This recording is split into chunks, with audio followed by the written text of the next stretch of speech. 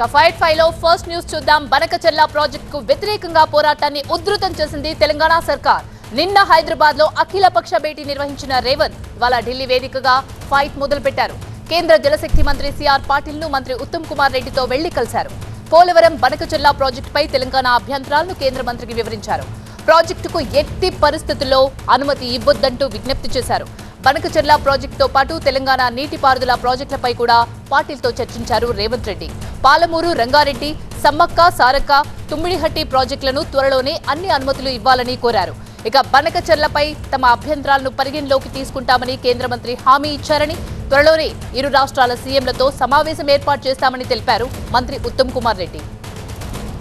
మరోవైపు గోదావరి, కృష్ణాల్లో 1500 టీఎంసీలు వినియోగించుకునేలా AP NOC ఇవ్వాలంటున్న Telangana ప్రభుత్వం ఆఫర్ వెనుక అనేక చిక్కులున్నట్టు తెలుస్తోంది. ఈ అంశాన్ని 4-5 రాష్ట్రాలకు ముడిపెట్టేలా తెలంగాణ ప్రతిపాదనలు చేసినట్టు ప్రచారం సాగుతోంది. ఇచ్చంపల్లి, నాగార్జున సాగర్ నుంచి కృష్ణానదిలోకి గోదావరి నీళ్లు మళ్లించే అంశంపై ఏపీతో చర్చలకు సిద్ధమని తెలంగాణ అంటోంది. అయితే ఇచ్చంపల్లి నుంచి వరద జలాలను మళ్లించడంపై ఛత్తీస్గఢ్ నుంచి అభ్యంతరాలు వ్యక్తమవుతున్నాయి. వరద జలాల్లో తమ వాటా 147 టీఎంసీలు ఇచ్చేదే లేదని ఛత్తీస్గఢ్ చెబుతోంది. అయితే గతంలో మహానది, గోదావరి, కృష్ణా, పెన్నా, కావేరీ నదుల అనుసంధానంపై కేంద్రం ప్రతిపాదనలు చేసింది. అయినప్పటికీ ఎలాంటి ముందడుగు పడలేదు. ఇక లేటెస్ట్ గా ఏపీకి తెలంగాణ ఇచ్చిన ఆఫర్ పై ఏపీ, తెలంగాణ, కర్ణాటక, తమిళనాడు, మధ్యప్రదేశ్, ఛత్తీస్గఢ్ మధ్య చర్చలు జరగాల్సిన పరిస్థితి నెలకొన్నాయి. ఇదే అంశానికి సంబంధించి పూర్తి సమాచారాన్ని మా ప్రతినిధి ప్రభాకర్ అందిస్తారు. ప్రభాకర్, లేటెస్ట్ గా తెలంగాణ ఇచ్చిన ఆఫర్ పై ఏపీ ప్రభుత్వం నుంచి ఎలాంటి యాక్షన్ వచ్చే అవకాశం ఉందంటారు? అంటే ఇటు టెక్నికల్గా కౌంటర్ చేస్తూనే అగ్రెసివ్గా వెళ్ళాలనేది తెలంగాణ ప్రభుత్వం నిర్ణయం తీసుకుంది. దాంట్లో భాగంగానే నిన్న ఆల్ పార్టీ ఎంపీస్తో అఖిలపక్షాన్ని ఏర్పాటు చేసి ఒక ప్రజెంటేషన్ ఇచ్చారు. ఆ ప్రజెంటేషన్లో చాలా క్లియర్గా చెప్పారు. దాని తర్వాత ప్రెస్ మీట్లో కూడా చెప్పారు. ఎట్టి పరిస్థితుల్లోనూ ఈ ప్రాజెక్టును అనుమతించేది లేదు, గోదావరి బనకచెర్ల జీబీ లింక్ను అనుమతించేది లేదు, మేము ఒప్పుకునేది లేదు అంటూ స్పష్టం చేశారు. వెంబటే ఢిల్లీ కూడా సీఎం రేవంత్ రెడ్డితో పాటు ఉత్తమ్ కుమార్ రెడ్డి వెళ్ళి సిఆర్ పాటిల్ కేంద్ర జలశక్తి శాఖ మంత్రిని కలిశారు. సో ఇక్కడ ఒక మెలిక పెట్టారు. 1500 టీఎంసీలకు సంబంధించిన మెలిక. ఇప్పుడు 1500 టీఎంసీలు, గోదావరిలో 1000 టీఎంసీలు, కృష్ణానదిలో 500 టీఎంసీలు. ఈ 1500 టీఎంసీలకు ఎన్ఓసీ కనుక ఇస్తే ఆ ఎన్ఓసీని వెంబటే ఏపీ ఇచ్చేస్తే మేము దాని తర్వాత ఆలోచిస్తామంటూ ఒక మెలికను పెట్టారు. సో దీనికి సంబంధించి చాలా కాంప్లికేషన్స్ ఉన్నాయి. మధ్యప్రదేశ్ నుంచి ఛత్తీస్గఢ్ నుంచి ఆంధ్రప్రదేశ్ నుంచి తెలంగాణ, ఈ 4 రాష్ట్రాలకు సంబంధించిన వివాదంగా ఇది మారబోతుంది.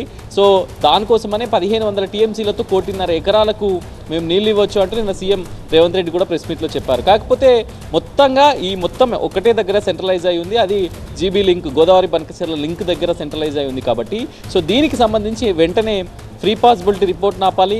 సో దాంతోపాటుగా డిపిఆర్ను అప్రూవ్ చేయొద్దు అనే డిమాండ్లను కూడా పెట్టారు. సో దానికి సంబంధించి సిఆర్ పాటిల్ కూడా చాలా స్పష్టంగా చెప్పారు. ఇద్దరు ముఖ్యమంత్రులతో కలిసి మాట్లాడతామని చెప్పారు. మొదటి నుంచి కూడా తెలంగాణ ప్రభుత్వం ఆరోపిస్తుంది, ఇప్పటికే సిడబ్ల్యూసీ అనుమతులు లేకుండా గోదావరి కింద చాలా ప్రాజెక్టులు కట్టారు. వెంకటనగరం కానివ్వండి, పట్టిసీమ కానివ్వండి, మిగతా ప్రాజెక్టులు, ఇట్లాంటి ప్రాజెక్టులన్నీ కూడా కట్టారు. కాకపోతే ఇప్పుడు మరో ప్రాజెక్టు దాదాపు 80,000కు పైగా కోట్లతో నిర్మాణం చేయబోతుంది. సో దీనికి సంబంధించి అటు బీజేపీ కూడా సపోర్ట్ చేస్తున్న నేపథ్యంలోనే ఈరోజు సిఆర్ పాటిల్ను కలిసి అయితే విజ్ఞప్తి చేశారు. ఇక్కడ నిన్నటి నుంచి కూడా ఒకటే మాట చెప్తున్నారు, తాము ఈ విషయంలో ఈ డిపిఆర్ కానీ లేకపోతే ప్రీ పాసిబిలిటీ రిపోర్ట్లో కానీ ఎట్టి పరిస్థితుల్లో కూడా ఒప్పుకునేది లేదు అంటూ చెప్తున్నారు. సో దానికి సంబంధించి డీటెయిల్డ్గా ఒక రిపోర్ట్ను కూడా సిఆర్ పాటిల్కు అందజేశారు. మరోసారి అవసరమైతే ప్రధానమంత్రిని కలవడానికి కూడా ప్రయత్నం చేస్తుంది తెలంగాణ ప్రభుత్వం. సో దీంట్లో ఇప్పుడు చెప్పుకున్నట్టుగానే గోదావరి వాటర్ డిస్ప్యూట్ ట్రిబ్యునల్కు సంబంధించిన ఎట్లాంటి ప్రతిపాదనలు కానీ ఎట్లాంటి అనుమతులు కానీ దీనిలో చర్చించకుండానే ఇది ముందుకు వెళ్తున్నారు ఈ ప్రాజెక్టు విషయంలో అనేది కూడా ప్రధానంగా రేజ్ చేస్తున్నారు. సో మొత్తంగా అయితే జీబీ లింకు అన్ని రాష్ట్రాలను లింక్ చేస్తూ తెలంగాణ ప్రభుత్వం పెట్టిన మెలిక అయితే ఇప్పుడు కాంప్లికేటెడ్గానే మారచ్చు. Right, thank you for the updates Prabhakar. ఇక నెక్స్ట్ స్టోరీ చూద్దాం. నిన్న ఇదే టైంకి పల్నాడు జిల్లాలో జగన్ పర్యటించారు. నిన్నటి జగన్ పర్యటనలో రప్పారప్పాలాడించిన వైసీపీ నేతలని కేసులతో రఫ్ఫాడిస్తున్నారు పల్నాడు జిల్లా పోలీసులు. నిబంధనలు ఉల్లంఘించి పోలీసుల విధులకి ఆటంకం కలిగించిన వారిపై కేసులు పెడుతున్నారు. వైసీపీ నేత మాజీ మంత్రి అంబటి రాంబాబుపై కేసు నమోదు చేశారు సత్తెనపల్లి రూరల్ పోలీసులు. నిన్న జగన్ పర్యటనలో పోలీసుల విధులకి ఆటంకం కలిగించడంతో పాటు దురుసుగా ప్రవర్తించారంటూ అంబటిపై పలు సెక్షన్ల కింద కేసులు నమోదు చేశారు. జగన్ పర్యటనలో డీజే ర్యాలీలు పెట్టడం పైన పోలీసులు చర్యలు తీసుకుంటున్నారు. వైసీపీ నేతలు సుధీర్ భార్గవ్ రెడ్డి, గోపిరెడ్డిపై కేసు నమోదు చేశారు పోలీసులు. అనుమతి లేకుండా ర్యాలీలు, డీజేలు పెట్టడంపై ఈ కేసు నమోదైనట్టుగా తెలుస్తోంది. పోలీస్ విధులకి ఆటంకం కలిగించిన వారిపై చర్యలు తీసుకుంటున్నారు అధికారులు. ఇక జగన్ వివాదాస్పద ప్లకార్డ్స్ హాట్ టాపిక్ గా మారా. ఇప్పుడు రప్పారప్పా నరుకుతామంటూ ఓ వైసీపీ కార్యకర్త ప్లకార్డ్ ని ప్రదర్శించడంతో అతనిపై పోలీసులు కేసు నమోదు చేశారు. ఈ ప్లకార్డు ప్రదర్శించిన అతని పేరు రవితేజగా తెలుస్తోంది. వైసీపీ కార్యకర్తగా ఉన్నాడాయన. పోలీసులు ప్రస్తుతం అయితే ఆయన్ని అదుపులోకి తీసుకున్నారు. ఇక మరోవైపు తన భర్త కనిపించడం లేదంటూ రవితేజ భార్య పోలీసులను ఆశ్రయించారు. ఇక ఇదిలా ఉంటే ఆ ప్లకార్డులో వ్యాఖ్యలని సమర్థించేలా జగన్ సైతం మాట్లాడడం విడ్డూరంగా అనిపిస్తోంది.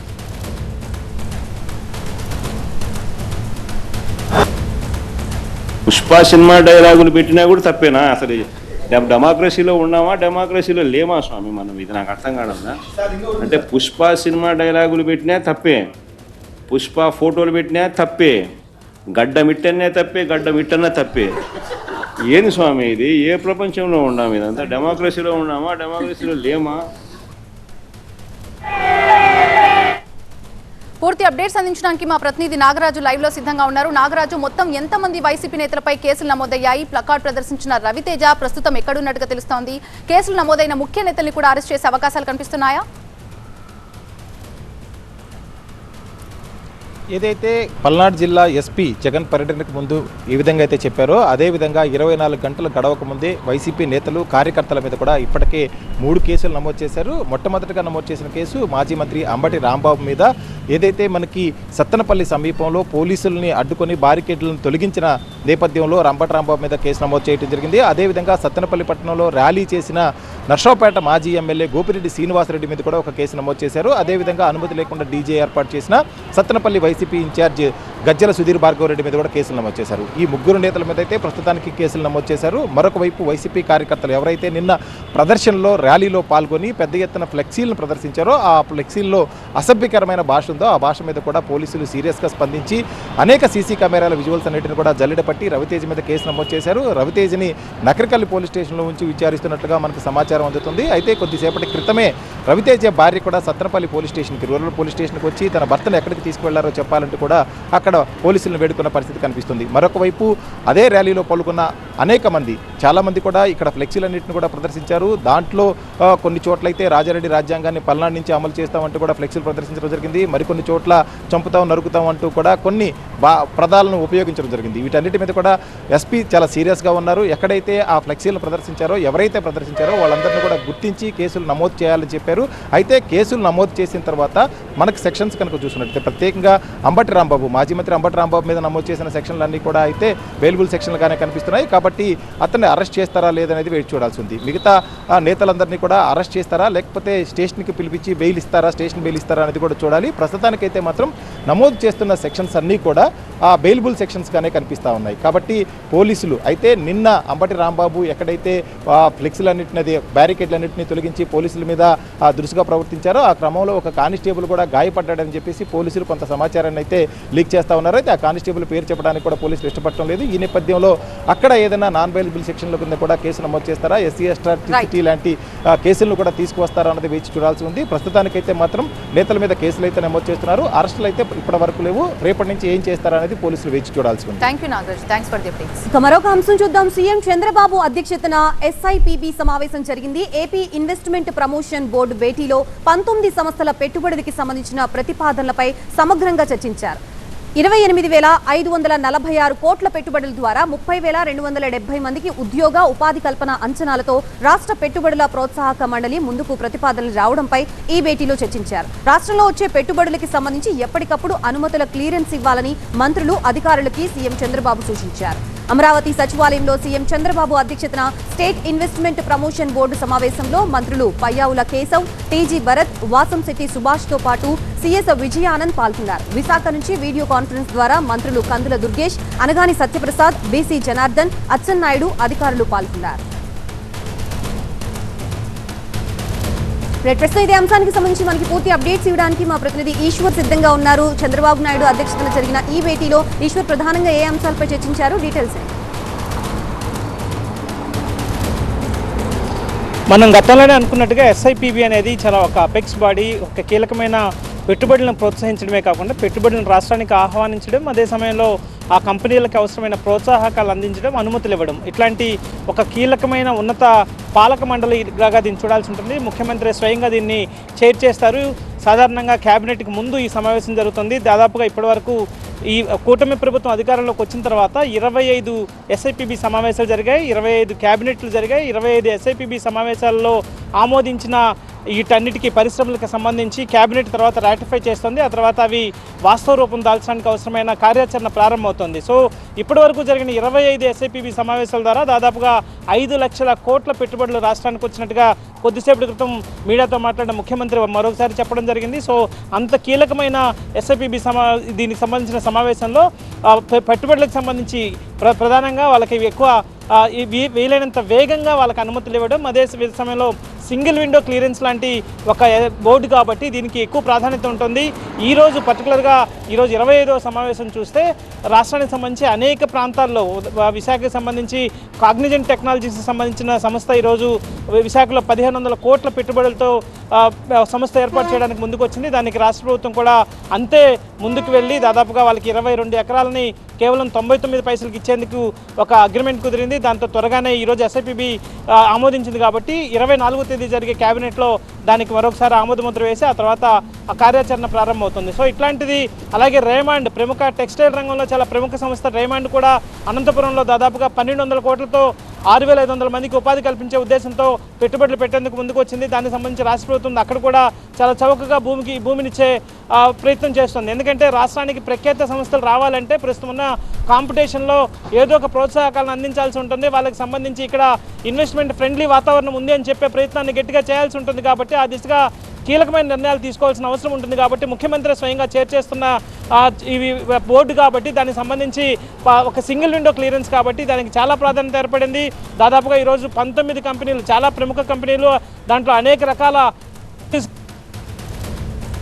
ఫుడ్ ప్రాసెసింగ్ సంబంధించి కావచ్చు, మిగతా కన్జ్యూమర్ గూడ్స్కి సంబంధించి కావచ్చు, రిలయన్స్ కన్జ్యూమర్ గూడ్స్ దాదాపుగా 1200 కోట్లతో పెట్టుబడులు పెట్టేందుకు ఈరోజు ఆమోదం ఇచ్చింది రాష్ట్ర ప్రభుత్వం. సో ఇట్లాంటి అనేక కీలక ప్రాజెక్టులు ఉన్న నేపథ్యంలో వీటన్నిటికీ చాలా ప్రాముఖ్యత ఉన్న నేపథ్యంలో వీటన్నిటిని ముందుకు తీసుకెళ్లాలంటే ఈ బోర్డు తర్వాత క్యాబినెట్లో ఆమోదం తర్వాత ప్రత్యేకమైన అధికారులు నియమించి ఒక్కొక్క కంపెనీకి ఒక్కొక్క IAS అధికారిని స్వయంగా నియమించి వాటిని సంబంధించిన అనుమతుల్ని వాళ్ళు వచ్చి ఇక్కడ అప్లై చేసుకునే బదులు వీళ్ళే వాళ్ళని సంప్రదించి వాళ్ళ దగ్గర నుంచి దరఖాస్తులు తీసుకోవడం కావచ్చు, లేకపోతే వీళ్ళే వాళ్ళకి సంబంధించిన అన్ని అనుమతులను శాంక్షన్ చేయడం, ప్రోత్సాహకాలను అందించడం, తిరిగి ఇక్కడ ఆ కంపెనీ ఓపెన్ చేసే వరకు కేవలం SIPBలో జరిగింది క్యాబినెట్ ఆమోదించిందనే ఒక పార్ట్స్గా కాకుండా అవి ఖచ్చితంగా అవి రియాలిటీలోకి వచ్చేదాకా ఫాలోఅప్ చేసేందుకు స్వయంగా ఒక్కొక్క కంపెనీకి ఒక్కొక్క స్థాయిని బట్టి ఆ కంపెనీ పెట్టుబడులను బట్టి ఆ కంపెనీ ఇచ్చే ఉద్యోగాలను బట్టి ప్రాధాన్యత ఇస్తూ కీలకమైన అధికారులను ఇన్ఛార్జిగా నియమిస్తూ రాష్ట్ర ప్రభుత్వం ముందుకు వెళ్తున్న నేపథ్యం కనిపిస్తుంది. సో ఈ నేపథ్యంలో SIPBకి ఇంత పెద్ద ఎత్తున ఇంపార్టెన్స్ పెరిగింది.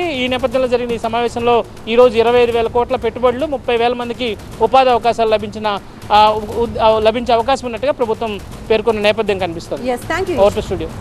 ఫోర్త్ ఎక్స్క్లూజివ్ వార్త. ప్రస్తుతం హాట్ టాపిక్ గా ఉన్న ఇష్యూ ఫోన్ ట్యాపింగ్ వ్యవహారం. గుట్టు విప్పేందుకు దర్యాప్తుని నెక్స్ట్ లెవెల్ కి తీసుకెళ్లబోతోంది సిట్.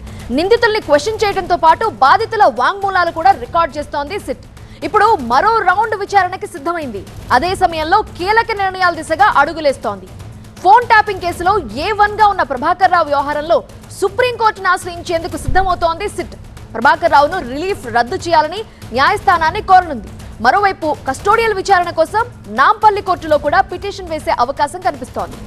ఇక ప్రభాకర్ రావుని ఇప్పటికే 3 సార్లు ప్రశ్నించారు అధికారులు. అయితే ప్రభాకర్ రావు నుంచి ఎలాంటి రెస్పాన్స్ లేకపోవడంతో ఇవాళ 4వ సారి కూడా విచారిస్తున్నారు. నిందితుల స్టేట్మెంట్స్ ఆధారంగా ప్రశ్నల వర్షం కురిపిస్తున్నారు. త్వరలోనే మాజీ డీజీపీ మహేందర్ రెడ్డి స్టేట్మెంట్ ని కూడా రికార్డ్ చేయబోతున్నారు సిట్ అధికారులు. నిన్నటికి నిన్న సస్పెండెడ్ DSP ప్రణీత్ రావుని కూడా విచారించారు. ఎన్నికల ముందు SIBలో స్పెషల్ ఆపరేషన్ టార్గెట్ ని ప్రణీత్ రావు లీడ్ చేశాడు. రాజకీయ నేతలు ప్రముఖుల ఫోన్లని ట్యాపింగ్ చేసినట్లు గుర్తించారు అధికారులు. పలు ఆధారాలని అతని ముందుంచి ప్రశ్నించారు. అయితే ప్రణీత్ రావు పలు కీలక డాక్యుమెంట్లు అధికారులకు సమర్పించినట్టుగా తెలుస్తోంది. మొత్తంగా అమెరికా నుంచి ప్రభాకర్ రావు వచ్చిన తర్వాత స్పీడ్ పెంచిన సిట్ అధికారులు ఎలా ముందుకెళ్తారు అన్నది ఆసక్తికరంగా మారింది. సిట్ ఏం చేయబోతోంది వివరించడానికి మా ప్రతినిధి ప్రణీత లైవ్ లో సిద్ధంగా ఉన్నారు. ప్రణీత, ప్రభాకర్ రావు సహకరించడం లేదు అంటున్నారు. అతని నుంచి నిజాలు బయట పెట్టించేందుకు సిట్ ఏం చేయబోతోంది? ఈరోజు కూడా 4th time Prabhakar Rao SIT అధికారుల ముందు అటెండ్ అయ్యారు. ఇప్పటికే ఆయనని 3 సార్లు విచారిస్తే ఈ 3 సార్ల విచారణలో కూడా ఆశించినంత స్థాయిలో ఆయన సమాధానాలు చెప్పలేదంటూ కూడా సిట్ అధికారులు చెప్తున్నారు. సో ఈ నేపథ్యంలో ఆయనకి సుప్రీంకోర్టు ఇచ్చినటువంటి రిలీఫ్ని కూడా కొట్టివేయాలంటూ త్వరలోనే సిట్ అధికారులు సుప్రీంకోర్టుని కూడా ఆశ్రయించబోతున్నారు. సో August 5th సుప్రీంకోర్టులో ఈ కేసుకి సంబంధించినటువంటి హియరింగ్ ఉంది. మరి సిట్ అధికారులు అప్పటి వరకు వెయిట్ చేస్తారా, లేదంటే దానికి ముందే ప్రభాకర్ రావు ఇన్వెస్టిగేషన్లో చోటు చేసుకున్నటువంటి పరిణామాలను ప్రస్తావిస్తూ ఆయన ఇన్వెస్టిగేషన్కి సహకరించకపోవడాన్ని వివరిస్తూ ఆయనకి ఇచ్చినటువంటి రిలీఫ్ని రద్దు చేయాలని కోరుతారా చూడాల్సి ఉంది. మరోవైపు ఇప్పటికే సాక్షులకు సంబంధించినటువంటి స్టేట్మెంట్ల రికార్డ్ ప్రాసెస్ ప్రతిరోజు కూడా కొనసాగింది. దాదాపు నిన్నటి నుండి దాదాపు ఒక 25 మందికి పైగా సాక్షులను సిట్ అధికారులు పిఎస్కి పిలిపించి వాళ్ళ స్టేట్మెంట్ అంతా కూడా రికార్డ్ చేశారు. ఇందులో ప్రధానంగా కాంగ్రెస్ పార్టీకి సంబంధించినటువంటి నేతలే ఉన్నారు. అటు జిల్లా ఇన్ఛార్జీలతో పాటు పిసిసి ప్రెసిడెంట్, అట్లాగే కాంగ్రెస్ పార్టీకి సంబంధించినటువంటి మీడియా ఇన్ఛార్జ్, అట్లాగే గాంధీ భవన్కి సంబంధించినటువంటి సిబ్బంది స్టేట్మెంట్స్ని సైతం రికార్డ్ చేశారు. అయితే సిట్ అధికారులు చెప్పే వరకు తమ ఫోన్లు ట్యాప్ అయ్యేటువంటి విషయం తమకు తెలియనటువంటి వ్యాఖ్యలు కూడా చాలామంది లోపలికి వెళ్ళి స్టేట్మెంట్ ఇచ్చిన తర్వాత బయటకు వచ్చి మీడియాతో మాట్లాడినటువంటి సందర్భాలు కూడా చూసాం. సో త్వరలోనే వైపు సాక్షుల స్టేట్మెంట్తో పాటు ఈ కేసులో అత్యంత కీలకం కానుంది రివ్యూ కమిటీ సభ్యుల స్టేట్మెంట్. సో ఆల్రెడీ పలువురు రివ్యూ కమిటీకి సంబంధించినటువంటి సభ్యుల స్టేట్మెంట్స్ని రికార్డ్ చేశారు. సో త్వరలోనే తెలంగాణ మాజీ డీజీపీ మహేందర్ రెడ్డికి సంబంధించినటువంటి స్టేట్మెంట్ని కూడా సిట్ అధికారులు రికార్డ్ చేయబోతున్నారు. సో ఫర్దర్గా వీళ్ళందరూ ఇచ్చేటువంటి ఇన్ఫర్మేషన్ని గ్యాదర్ చేసుకొని త్వరలోనే నాంపల్లి కోర్టులో సప్లిమెంటరీ ఛార్జ్ షీట్ను కూడా సిట్ అధికారులు ఫైల్ చేయబోతున్నారు. Right Praneetha, thank you. ఇక అహ్మదాబాద్ విమాన ప్రమాదానికి కారణాలు తెలియాలంటే కీలక సాక్ష్యం బ్లాక్ బాక్స్. కానీ అది పూర్తిగా డ్యామేజ్ అయి డేటా డీకోడ్ కావడం లేదు. మరి నెక్స్ట్ స్టెప్ ఏంటి?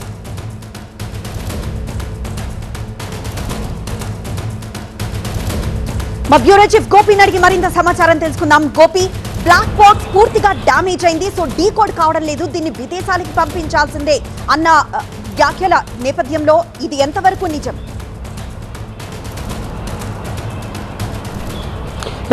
ఎయిర్ ఇండియా AI-171 విమాన ప్రమాదం జరిగి నేటికి సరిగ్గా వారం రోజులు పూర్తవుతోంది.